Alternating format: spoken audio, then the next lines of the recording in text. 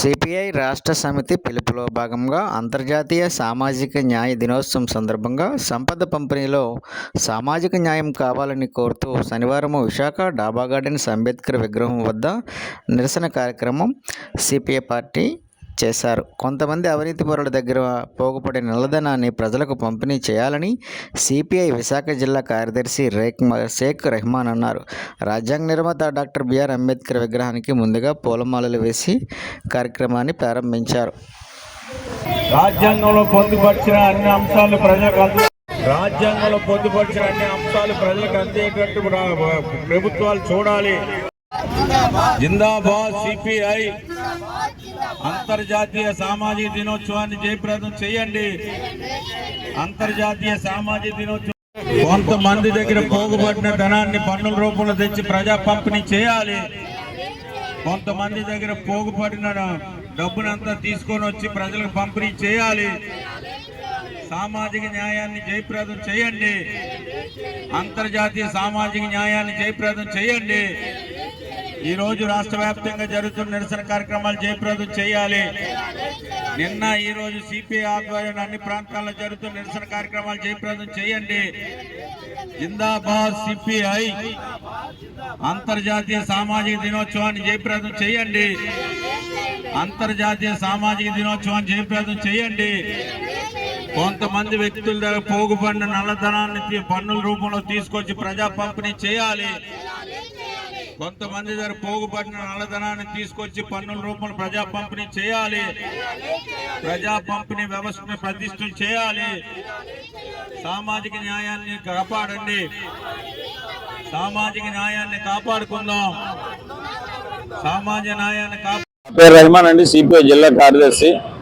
అంతర్జాతీయ సామాజిక దినోత్సవం అనేది నిన్న ఈరోజు సిపిఐ ఆధ్వర్యంలో అనేక ప్రాంతాల్లో నిరసన కార్యక్రమం అనేది చేయడం జరుగుతుంది. అందులో భాగంగా ఇక్కడ కూడా ఈ నిరసన కార్యక్రమం అంబేద్కర్ డాబా గార్డెన్స్ అంబేద్కర్ బొమ్మ దగ్గర కూడా పెట్టడం జరిగింది. ప్రధానంగా ఈ అంతర్జాతీయ సామాజిక దినోత్సవం అనేది మరి ఏదైతే ప్రపంచ దేశాలు ఏవైతే ఉన్నాయో ఐక్యరాజ్య సమితి అనేది మరి 20వ తారీఖు అనేది డేట్ అనేది దాన్ని ప్రకటించడం జరిగింది.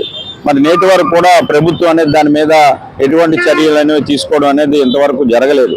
ప్రధానంగా సామాజిక న్యాయం అనేది ప్రజలందరికీ కూడా ఒకే పద్ధతిలో అనేది సామాజిక న్యాయం అనేది ఉండాలి. ఈరోజు ఆ సామాజిక న్యాయం అనేది చాలా దూరం అయింది. ఎవరైతే బడుగు బలహీన వర్గాలు ఉన్నాయో వాళ్ళకి సంబంధించి ఈరోజు సామాజిక న్యాయం అనేది జరగట్లేదు. రెండోది, ఈరోజు 1% ఉన్న పెట్టుబడి వ్యవస్థలు ఎవరైతే ఉన్నా టాటా బిర్లా మిగతా పెద్ద వాళ్ళు బడా పెట్టుబడిదారులు కానీ 10% ఉన్న వాళ్ళ దగ్గర సంపద అనేది పోగుబడి ఉంది. ఈ సంపద పోగుబడి ఉన్నదాన్ని ఈరోజు పన్నుల రూపంలో తీసుకొని వచ్చి సామాజిక న్యాయంగా ప్రజలందరికీ కూడా పంపిణీ చేయాలనేది కూడా ఈరోజు సిపిఐగా దాన్ని కూడా డిమాండ్ చేస్తున్నాం.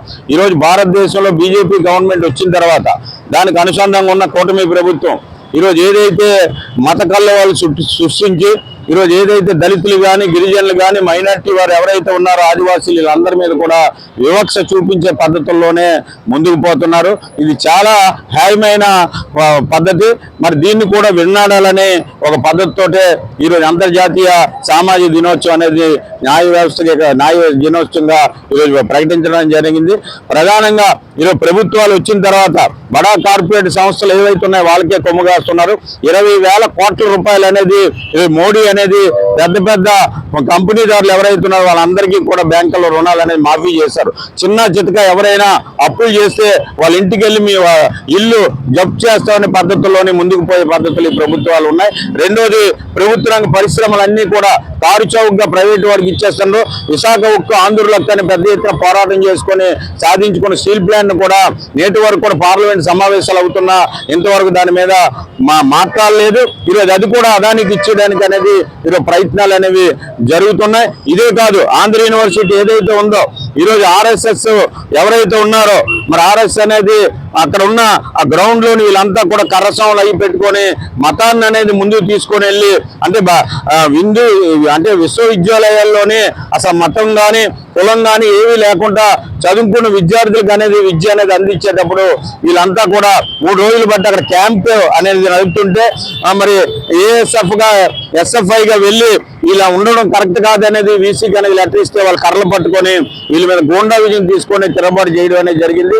దాని మీద కూడా తీవ్రంగా ఖండించాం. దానికి ఇప్పుడు రాష్ట్ర అధ్యక్షులుగా ఉన్న ఎవరైతే మాధవ్ ఉన్నాడో కమ్యూనిస్టులు అనేది వీళ్ళకి ఏం పని లేదు, ఇదే పద్ధతిలో అనేది అంటే రాజకీయం పులింపే పద్ధతుల్లోనే ఈరోజు ముందుకు పోతుండ్రు. ముందు ఆర్ఎస్ఎస్ ఎవరైతే ఉన్నారో అక్కడ విశ్వవిద్యాలయంలో ఉండకుండా వాళ్ళని బయట పంపించాలి. వాళ్ళు అక్కడ చదువుకున్న విద్యార్థులు కూడా కాదు కాబట్టి దాని మీద మరి ఎస్ఎఫ్ఐగా వెళ్ళి దాని మీద స్పందించడం అనేది జరిగింది.